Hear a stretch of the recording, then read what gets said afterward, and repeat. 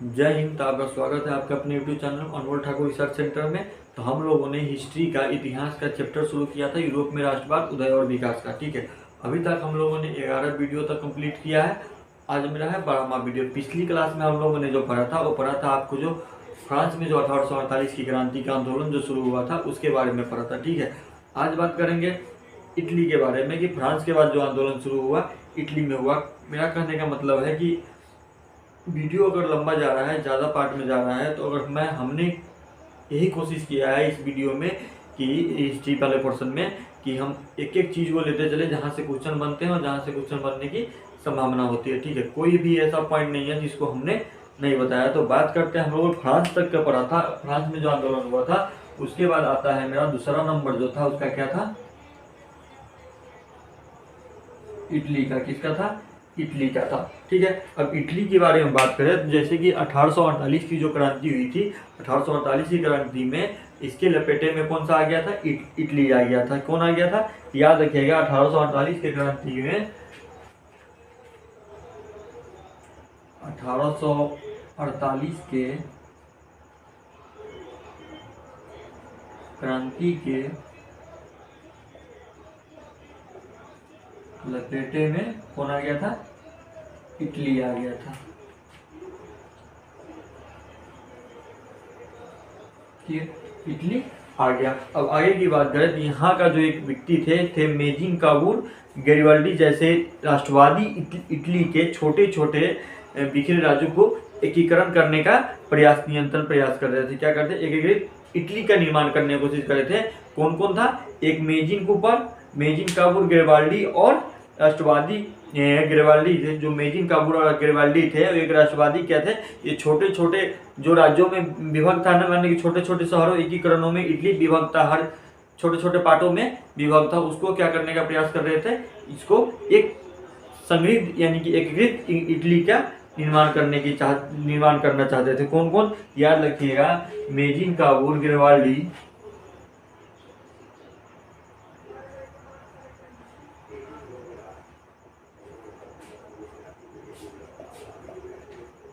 और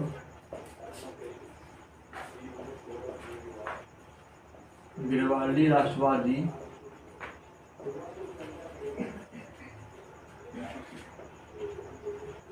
इटली को एकीकृत इटली बनाने का प्रयास कर रहे थे।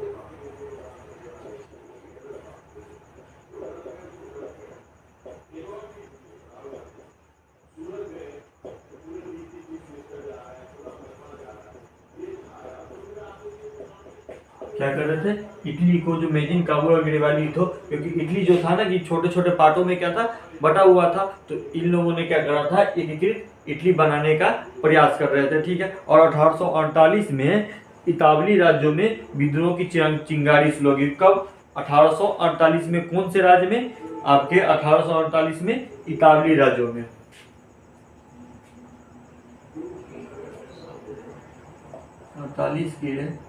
48 में इतावली, इटली का जो इतावली राज्य था, इतावली राज्यों में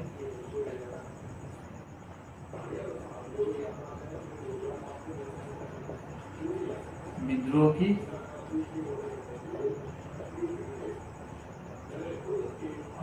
क्रांति शुरू हो गई। क्या हो गया? विद्रोह की क्रांति शुरू हो गई। कहाँ पे? 1848 में इतावली राज्यों में। ठीक है, विद्रोह का क्रांति शुरू हो गया। उसके बाद क्या हुआ कि मिलान और पोप के राज्य में भी विद्रोह शुरू हो गया। कहाँ कहाँ हो गया? मिलान और पोप राज्य में।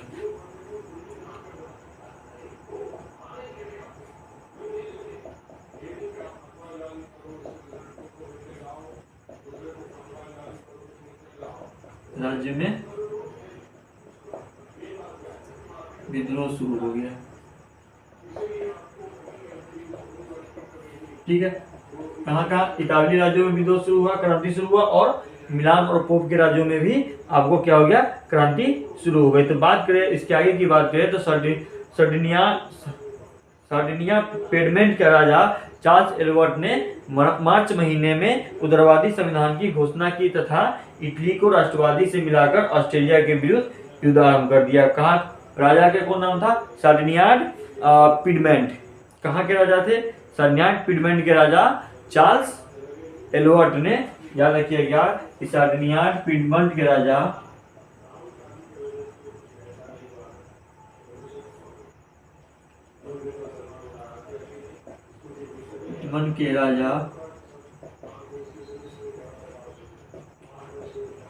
चार्ल्स एडवर्ड ने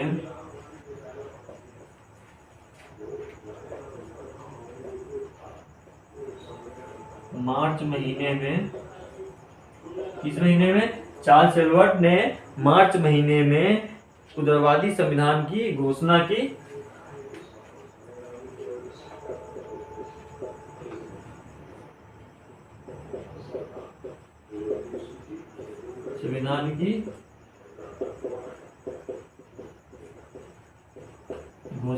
तथा उदारवादी संविधान की घोषणा की तथा इटली के राष्ट्रवादियों से मिलाकर किसको? इटली को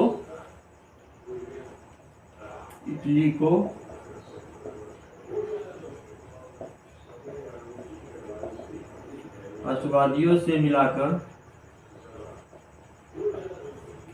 इटली को किससे मिलाकर? राष्ट्रवादियों से मिलाकर ऑस्ट्रेलिया के विरुद्ध युद्ध आरंभ कर दिया। किसके विरुद्ध?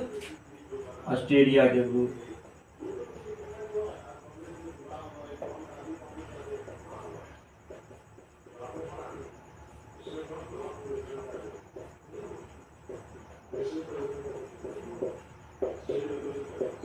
ऑस्ट्रेलिया के विरुद्ध आपका क्या कर दिया? युद्ध आरंभ कर दिया। कौन कर दिया? फर्डिनांड पिडमैंट के राजा चार्ल्स एडवर्ड ने। ठीक है, क्या कर दिया? आपको यहाँ पर फर्डिनांड, ठीक है, फर्डिनांड पिडमैंट के राजा चार्ल्स एडवर्ड ने मार्च महीने में किसके? इटली के राष्ट्रवादी से, इटली को क्या किया? राष्ट्रवादियों से मिला दिया और किसके विरुद्ध? ऑस्ट्रेलिया के विरुद्ध युद्ध आरंभ कर दिया। उसके आगे की बात करें तो कुछ समय के लिए लोम्बार्डी और बेनिया से ऑस्ट्रेलिया का आधिपत्य समाये हो गया। कुछ समय के लिए, किस, याद रखिएगा इस पॉइंट को कि कुछ समय के लिए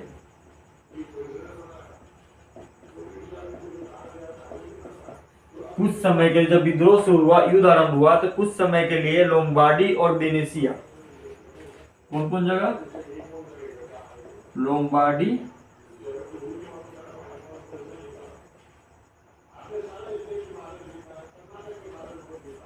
लोम्बार्डी और वेनेसिया का क्या? वेनेसिया से ऑस्ट्रेलिया का आधिपत्य समाप्त हो गया। वेनेसिया से ऑस्ट्रेलिया का आधिपत्य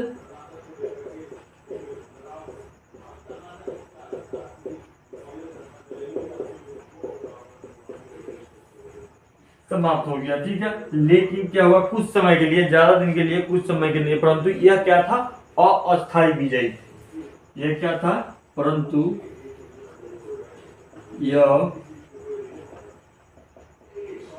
अस्थायी विजय था, क्योंकि ये पूरी तरह जो युद्ध आरंभ हुआ था ऑस्ट्रेलिया के विरुद्ध, ये एक अस्थायी युद्ध ही कहा गया था। इसमें पूरी तरह विजय आपको नहीं मिली थी। किसको? इटली को। तो इसको समझते हैं, देखिए इसको एक बार फिर से इसको रिपीट करते हैं। क्या था कि 1848 के क्रांति जब हुआ था, फ्रांस के बाद कौन लपेटे में आ गया? इटली लपेटे में आ गया। जब इटली लपेटे में आ गया तो यहाँ के मेजिन काउल और गरिबाल्दी राष्ट्रवादी इटली को एकीकृत इटली बनाने का प्रयास कर रहे थे। मतलब इटली जो छोटे छोटे भागों में विभक्त था, भागों में बटा हुआ था, उसको क्या करके एक एकीकृत इटली का निर्माण करना चाह रहे थे, बनाने का प्रयास कर रहे थे कि एक ही इटली रहे। ठीक है, एकता में बहुत ताकत होती, वही प्रयास कर रहे थे। कौन? मेजिन कुबर और गरिबाल्दी। तो यहाँ से अगर क्वेश्चन पूछा जाए कि कौन से राष्ट्रवादी ने इटली को एकीकृत इटली बनाने का प्रयास किया था, तो उसमें आपका नाम आएगा मेजिन कुबर और गरिबाल्दी को। ठीक है, अब आगे बात करते हैं तो 1848 के क्रांति इतावली राज्यों में विद्रोह की क्रांति की शुरू हुई। याद रखिएगा कि 1848 में जो इटली में क्रांति हुई थी तो उसमें विद्रोह का जो क्रांति का शुरुआत जो हुआ था वो कहाँ हुआ था? इतावली राज्यों में। कौन से राज्यों में? इतावली राज्यों में। उसके बाद क्या हुआ? मिलान और पोप के राज्यों में विद्रोह शुरू हो गया। ठीक है, तो बात करते हैं इसके आगे के पॉइंट के। तो सर्दिया पिडमैंट के राजा, याद रखिएगा सर्दिया पिडमैंट के राजा कौन थे? Charles Edward. चार्ल्स एडवर्ड ने मार्च महीने में उदारवादियों को संविधान की घोषणा की। किस चीज की? उदारवादी संविधान की घोषणा की तथा इटली को राष्ट्रवादी से मिलाकर ऑस्ट्रेलिया के विरुद्ध युद्ध आरंभ कर दिया। लेकिन ये युद्ध जो आरंभ हुआ ये पूरी तरह विजयी नहीं पाया था। तो कुछ समय के लिए लोम्बार्डी और वेनेशिया से ऑस्ट्रेलिया का आधिपत्य समाप्त हो गया, लेकिन उसके बाद इसको अस्थायी विजयी माना जाता है। ठीक है, याद रखिएगा कि इटली में जो आंदोलन हुआ था, जो युद्ध हुआ था ऑस्ट्रेलिया के विरुद्ध, वो एक अस्थायी विजयी थी। ठीक है, इसको आप नोट डाउन कर लीजिए। इसके आगे की जर्मनी की चर्चा करते हैं।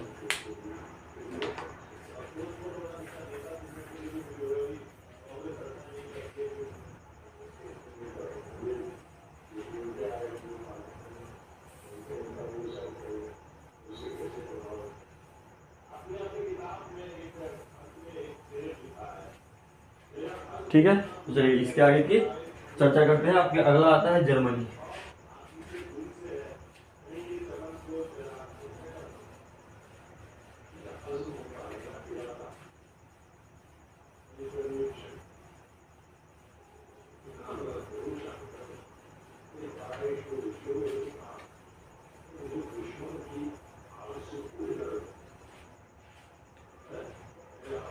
चलिए जर्मनी की चर्चा करते हैं। तीसरा नंबर में आता है मेरा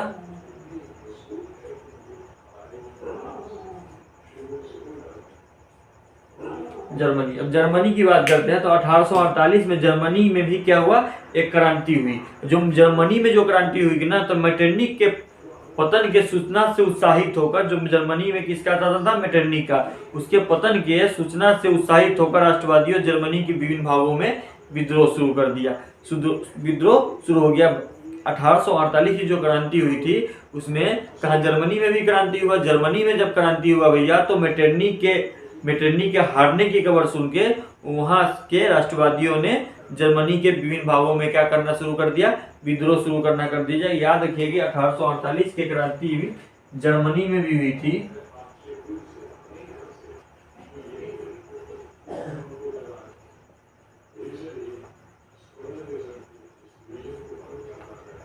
जर्मनी में भी हुआ। ठीक है, मेटरनिक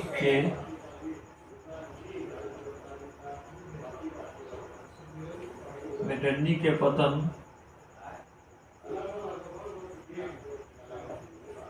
सुनने के बाद वहां का राष्ट्रवादियों ने जर्मनी के अन्य जगहों पर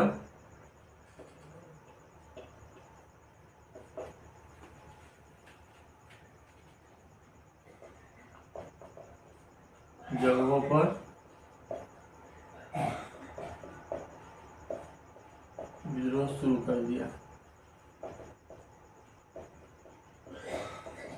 क्या कर दिया?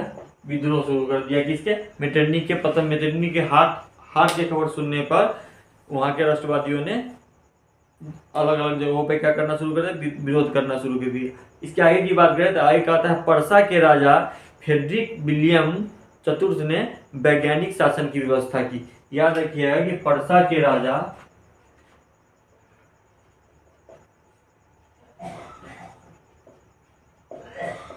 किसके? पर्सा के राजा कौन थे? आपके फ्रेडरिक विलियम चतुर्थ।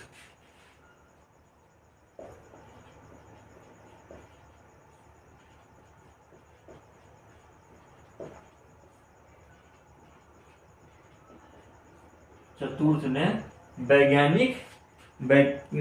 ने वैज्ञानिक शासन की स्थापना की।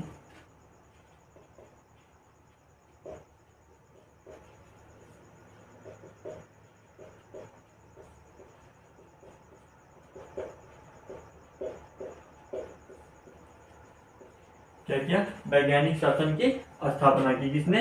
पर्सा के राजा फ्रेडरिक विलियम चतुर्थ ने। ठीक है, अब इसके आगे की बात करें थे सेक्सनी और हनोवर में सैक्सनी और हनोवर के शासकों में भी उदारवादी संविधान की घोषणा की। कहाँ किया? सैक्सनी और हनोवर के शासकों में।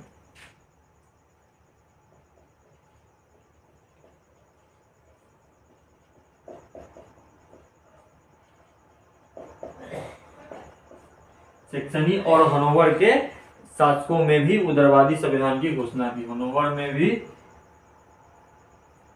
सैक्सनी और हनोवर के शासकों में भी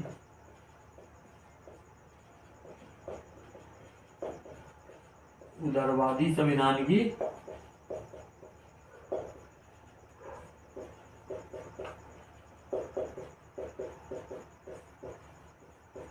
घोषणा की। ठीक है, किसका? सैक्सनी और हनोवर के शासकों में भी उदारवादी संविधान की क्या किया? घोषणा किया। अब आगे बात करें तो 18 मई 1848 को सर्व जर्मन नेशनल असेंबली के निर्वाचित सदस्यों में फ्रैंकफर्ट संसद का गठन किया गया। किसका गठन किया गया? 18 मई 1848 को, ये डेट याद रखिएगा, 18 मई 1848 को सर्व जर्मन असेंबली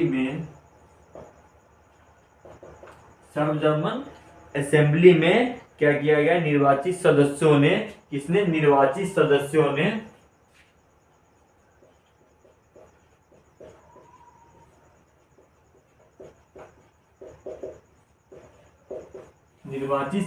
ने किस चीज का गठन किया? आपका फ्रैंकफर्ट संसद का गठन किया गया। क्या किया गया? फ्रैंकफर्ट संसद का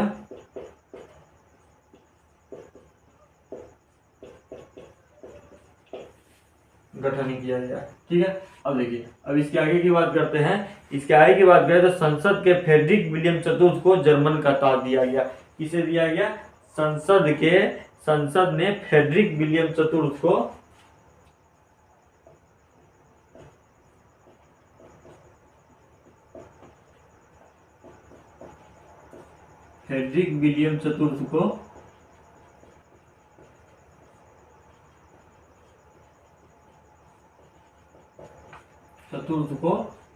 संसद का ताज दिया गया।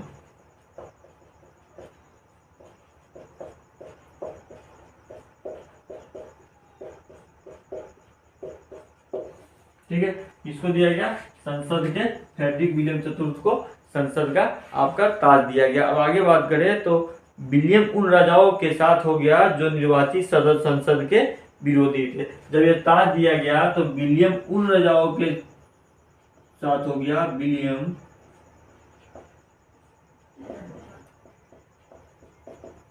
राजाओं के साथ हो गया जो निर्वाचित संसद के विरोधी थे।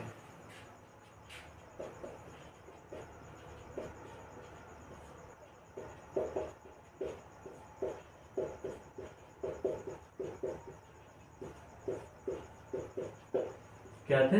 विरोधी थे। कौन? विलियम को ताज मिलने के बाद उसने उस राजाओं के साथ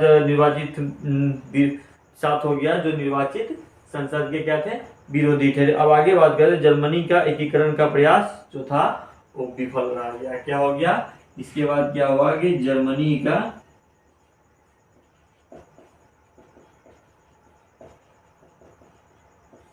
एकीकरण का विकास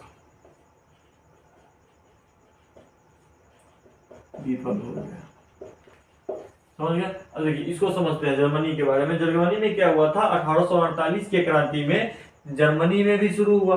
अब मेटरनिख के पतन के खबर सुनने के बाद, जब पता चला वहां के राष्ट्रवादियों को, तो जब उसके खबर सुनने के बाद जर्मनी में अन्य जगहों पर विद्रोह शुरू हो गया, कर दिया गया। ठीक है, लेकिन पर्सा के राजा फ्रेडरिक विलियम चतुर्थ ने वैज्ञानिक शासन का स्थापना की। याद रखिएगा, यह क्वेश्चन बनता है कि जर्मनी में वैज्ञानिक शासन की स्थापना किसने की थी? तो फ्रेडरिक विलियम ने किया था। और कहाँ के राजा थे? प्रसा किया जाता है। ठीक है, आगे बात करते हैं तो सेक्सनी और हनोवर शासकों में भी उदारवादी संविधान की घोषणा की गई। ठीक है, अब आगे बात करते हैं कि 18 मई 1848 को, इस पॉइंट भी याद रखिएगा कि 18 मई 1848 को सर्व जर्मन असेंबली में निर्वाचित सदस्यों ने फ्रैंकफर्ट संसद का गठन किया। याद रखिएगा कि आपसे क्वेश्चन आ सकता है कि फ्रैंकफर्ट संसद का गठन कहाँ हुआ था, तो सर्व जर्मन असेंबली में हुआ था। और कब हुआ था, तो 18 मई 1848 को हुआ था। ठीक है, अब बात करते हैं तो संसद ने फ्रेडरिक विलियम चतुर्थ को संसद का ताज दिया गया। संसद का ताज दिया गया। किसको? संसद जब गठन हुआ तो संसद का ताज किसे दिया गया? फ्रेडरिक विलियम चतुर्थ को। जब ये ताज मिला तो विलियम ने क्या किया? विलियम उन राजाओं के साथ मिल गया जो इस संसद के क्या थे? विरोधी थे। ठीक है, और जर्मनी में जो एकीकरण का प्रयास किया जा रहा था, जर्मनी को जो एकीकरण करने का प्रयास किया जा रहा था, वो प्रयास क्या हो गया? आपका विफल हो गया। ठीक है, इस चीजों को समझ गए तो इसको आप नोट डाउन कर लीजिए, इसके आगे की चर्चा करते हैं।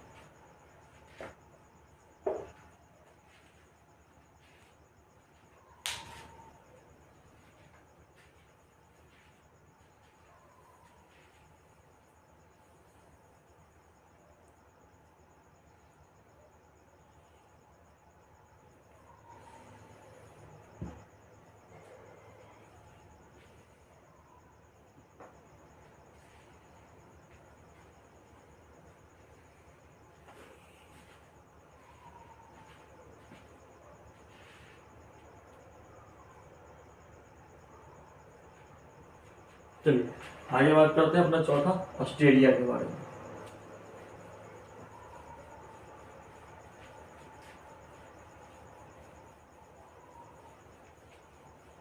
देखिए सारे छोटे छोटे पॉइंट है, कोई बड़ा पॉइंट नहीं है। हम इसको एक एक पॉइंट को तो इसलिए बता रहे हैं कि आपको ज्यादा बेहतर समझ में आएगा, और हर एक पॉइंट को बताया।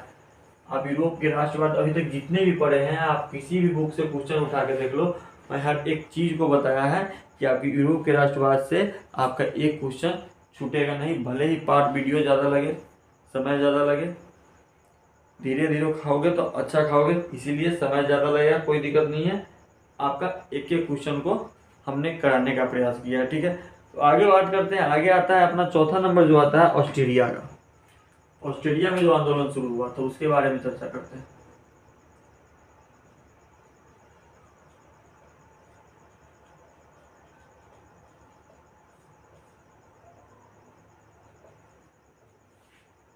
ऑस्ट्रेलिया के बारे में हम चर्चा करते हैं। तो बात करते हैं ऑस्ट्रेलिया की, तो 1848 की क्रांति में इटली और जर्मनी में केंद्राभिमुख शक्ति का बढ़ावा मिला। क्या मिला? कहाँ कहाँ? इटली और जर्मनी में केंद्राभिमुख शक्ति का बढ़ावा मिला 1848 की क्रांति में। पहला पॉइंट की बात करें तो 1848 की क्रांति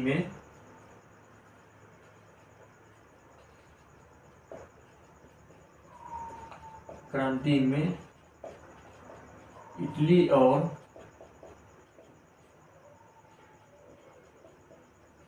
जर्मनी को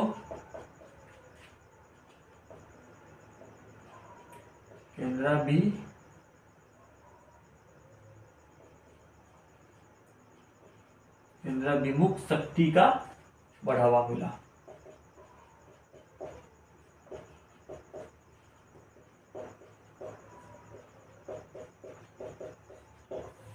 क्या मिला? बढ़ावा मिला। ठीक है, इसका इटली और जर्मनी में केंद्राभिमुख शक्ति का आपका क्या मिला? बढ़ावा मिला। लेकिन ऑस्ट्रेलिया प्रतिक्रियावादी शक्तियों का केंद्र था। याद रखिएगा कि ऑस्ट्रेलिया प्रतिक्रियावादी शक्तियों का केंद्र था।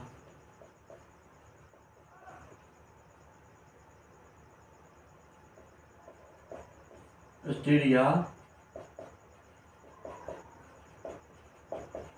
प्रतिक्रियावादी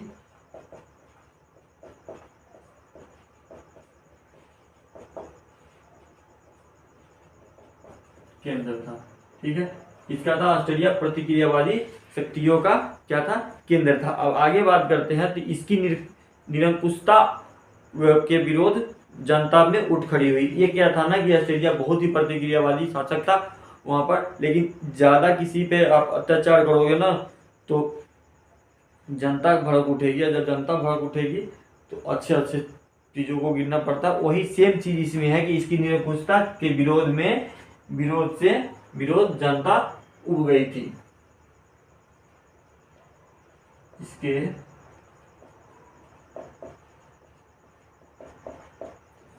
इसके निरंकुशता के विरोध जनता उठ खड़ी हुई।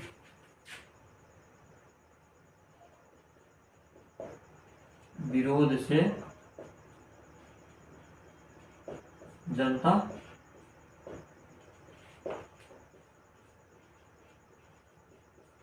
उठ खड़ी हुई। ठीक है, इसका जो ऑस्ट्रेलिया के प्रतिक्रिया वाली शक्ति का क्या था, एक केंद्र था, वो चाहता था कि सब चीज पर उसका अपना बल था।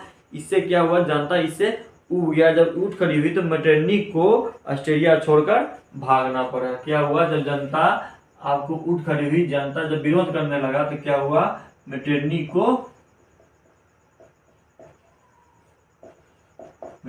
को ऑस्ट्रेलिया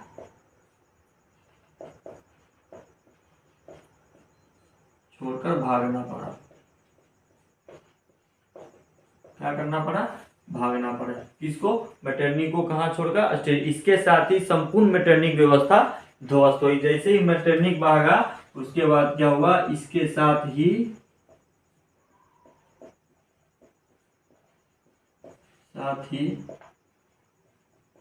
संपूर्ण मेटरनिख व्यवस्था जनता से मजाक। मेटरनिख व्यवस्था ध्वस्त हो गई।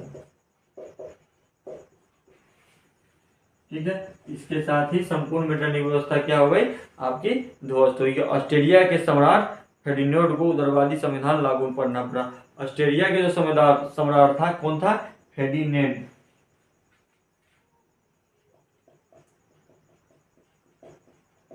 ऑस्ट्रेलिया के सम्राट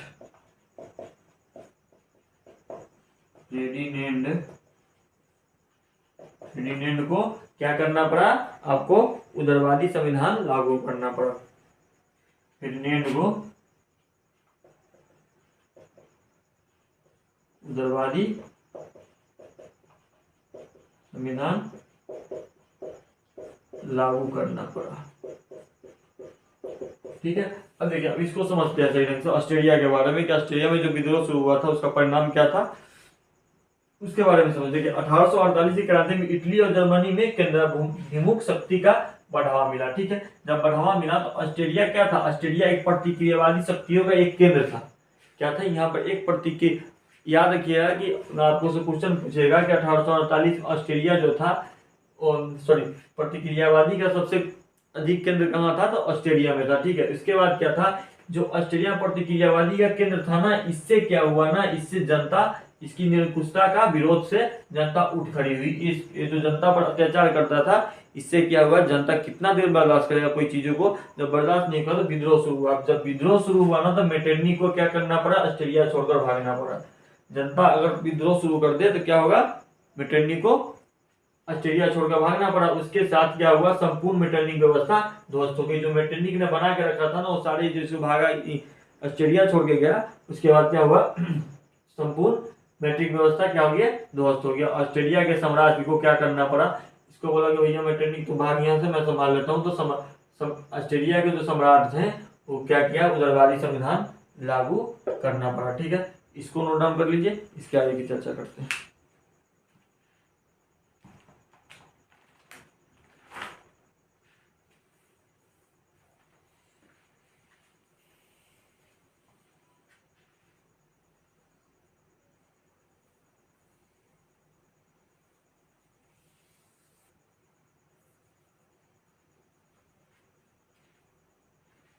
ठीक है, तो आज के लिए इतना ही रहेगा। कल आपको इसी क्लास कंटिन्यू करेंगे। कल 5, 6, 7 जो 3 अभी बचे हुए हैं उनके बारे में कल चर्चा करेंगे। कल वाले वीडियो में आपके संविधान की जो चौथा पार्ट होगा, चौथा पार्ट की वीडियो कल वाले में आपका आ जाएगा।